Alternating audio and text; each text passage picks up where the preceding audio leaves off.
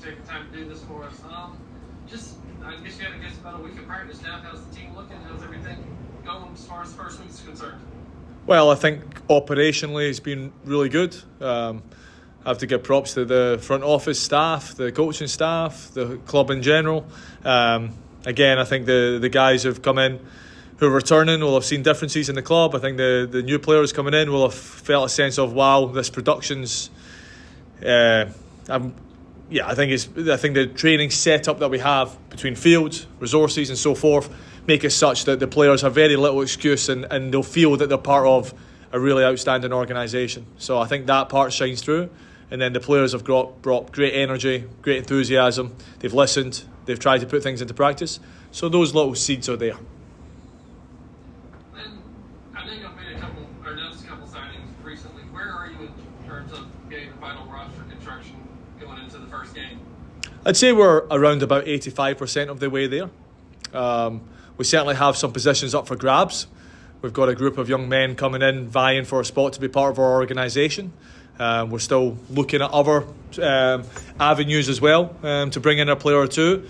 So the competition for spots is definitely there. We still have the ability and flexibility within the squad to probably add up to 2 to 3 players. So that's what guys are competing for in with us. And we're also looking outside of our immediate group right now to see who are the best players equipped to help our club achieve what we want to achieve this year. So we're still on the search. And then throughout the year, you tend to be in a position where you're still looking at the market and seeing if there's anybody that can add a spark to the group, and we'll probably drip feed that in as the year goes on. We've had success of that in the past when we brought guys like Mukwele Akali in mid-season and he had a massive effect on our year. So we'll look at all these avenues, but in the here and now, probably 2 or 3 players we're still looking to add. Is there any particular area you're looking at, or just kind of best available player? Do you have certain needs that you're trying to still fill? Well, that's a good question. I mean, certainly the type of players that we're looking for, we've kind of defined in terms of the characteristics that we want from them. So I think we are still looking at somebody in the kind of back line who can operate in the outside back areas. We're still looking at winger options, and we're still looking at possibility of another centre midfielder. But certainly wide, somebody dynamic in the wide areas, and then which has been a big focal point of our group in the past few years. We use the wingers to great effect, and we've had great joy with wide play as a club. And then certainly another outside back who can operate in different types of roles. Those are things we're analysing. But again, as outstanding characters and outstanding opportunities get presented to us, we'll always address it and we'll always look at these things to add value to our organisation. And then obviously you've got a game against Mercer, kind of first preseason game for that. What is that like just for you to be able to bring in your alma mater and face off against the place you played and the place you coached? To be honest, it's quite a proud moment. I enjoyed, Mercer University for me in 2007 to 2011 was my years there as a player. I returned again in 2014 to 2016 as a coach. The institution left an indelible mark in my life. Those were, in many ways, my formative years as a young man. I was brought in by Tom Melville, who I'm eternally grateful for, because his decision to bring me in changed my life in many regards.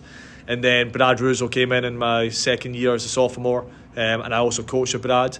And Brad has been an incredible mentor in my life, and a very, very close friend. So it's cool that Brad's coming back into town and I get to face him up as peers, but I still very much feel like Brad is somebody that I look up to and I've learned a lot from and I continue to learn from, and I lean on him for conversations throughout the year, and he gives me kind of cool anecdotes to kind of guide and support me, so I'm very grateful for it, and I'm looking forward to going against him on Friday night. It'll be fun. And then what are you looking for from your team as far as performance on the field? We were speaking about that this morning in terms of what the expectations should be, and first and foremost the expectation would be that the young men step onto the field with a real desire and commitment to win the game of football. That's the foundation. There's a lot of tactics that went into the week one in terms of their positional play and their organisation and how they're structured, and we expect to see some growth in that. That's a nice challenge for guys to show how much they've retained and how capable they are of putting that into practice from the video and the training sessions. But we'll always go back to speed of play, competitiveness, desire, and those attributes need to shine through. The danger I think in these games is that guys get a little bit too boiled down on the tactics and the position that they're supposed to be taking up and become a bit robotic. Look, that's a challenge for them to showcase themselves, but we need the desire and the commitment to win the game of football and be competitive and outrun the opponent, outwork the opponent. If those things are there, then the superiority we'll have in possession should shine through. But I want to see that desire, and if it's not there, it's going a long season if that's not there. So our boys will bring that, I've got no doubt, but we want to see that competitiveness shine through.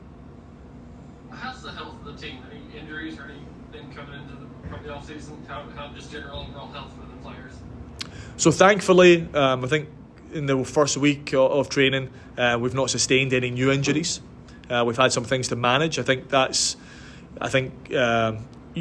always an element of luck with that, because we certainly have trained at a physical way and allowed sessions to get competitive.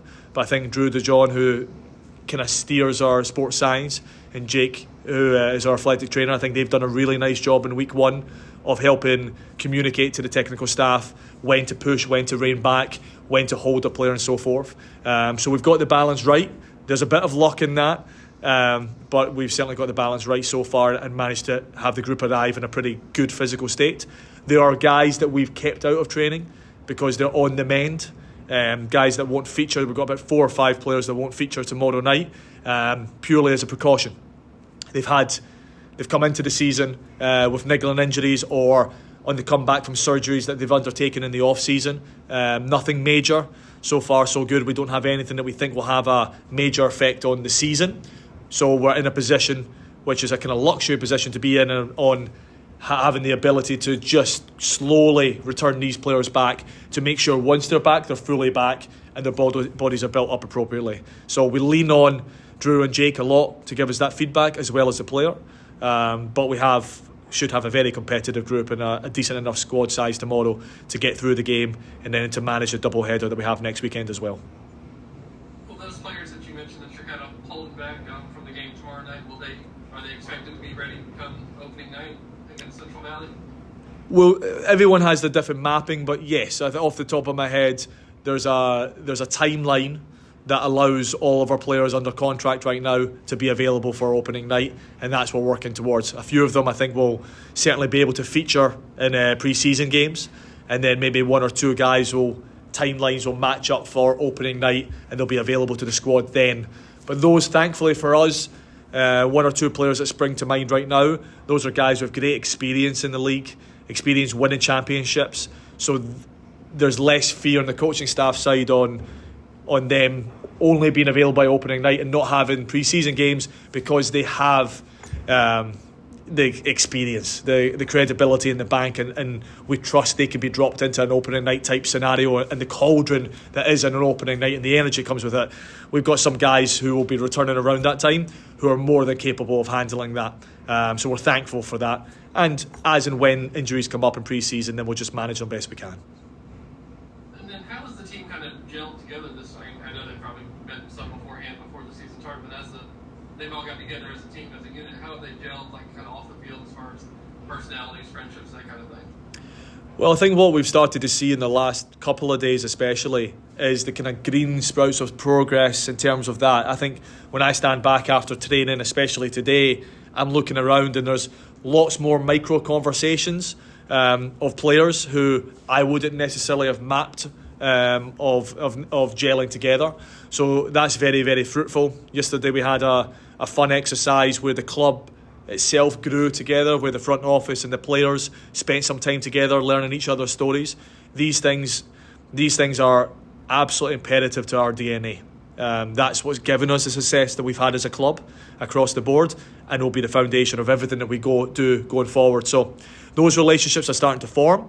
Some we engineer to some degree, but the best ones are generally the organic ones. And if you've got the right players and the right atmosphere, then those organic relationships will start to grow, and those are the ones we're starting to watch materialise a little bit more.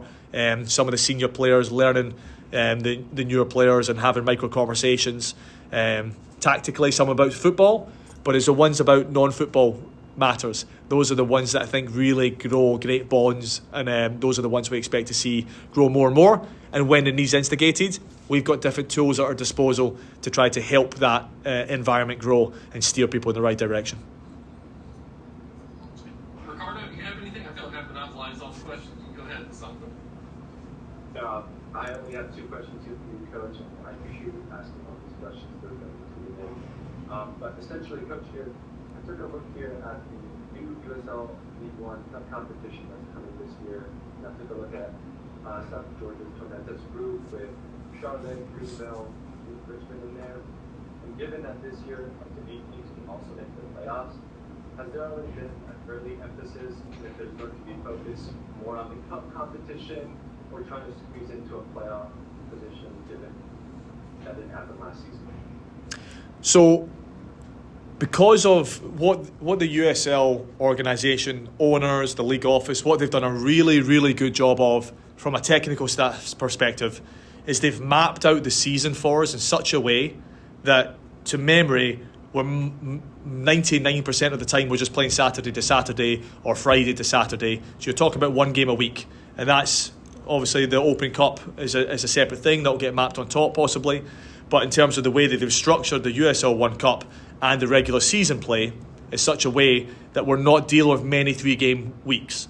So when you look at a group of a squad that the ownership have allowed us to build of 21, 22 players, and you're saying you've got one game a week to go and win, you better be sure that we are going to put full energy to every single game that we play, and there will be no prioritising of one competition over another competition.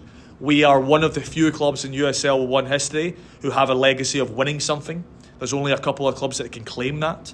And we have, right in front of us this year, essentially 3, possibly 4 competitions in terms of the Open Cup. We've got 4 competitions that we can win. We will go full steam ahead and pour every ounce of energy, blood, sweat and tears into winning every single game that we step into. I've said this before and I'll reiterate it again. In the here and now, we're not focused on the adaptation of a 7th and 8th spot for the playoffs. Our ambition is to win the regular season. We have the capability. Even though we fell short of our expectations last year, we were still a team that beat the eventual champions, NCFC. We won that series, winning 2 games versus their 1 game. We're more than capable in every season that we play of beating everybody and anybody. But we weren't consistent enough over the course of the season last year. Our talent was good enough. On one-off game, we were more than adept, but we didn't have the consistency and habits. We will look to rectify this year so that we are in the top 3 or 4 at the end of the season, and looking to win the Open Cup and looking to win the USL One Cup, and then set ourselves up for the championship at the end. We have 4 competitions that we feel that our squad can and should be striving to try to win, and that'll be our full focus. And for that, Coach, and just my last question here. With the recent signing of Austin coming to South Georgia Tormenta, looking at some of the other teams who have their signings based on championship players or even looking abroad, is this a start of seeing more college players looking to go ahead and come into USL League One, opportunities that are coming from you and your scouting department? So there's no exact strategy. Every club needs to decide what type of policies they have, what their ambitions are.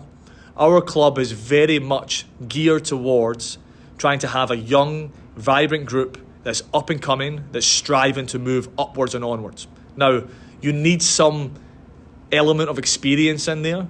That's where owners help, that's where staff help, and you need a few players sprinkled into the group.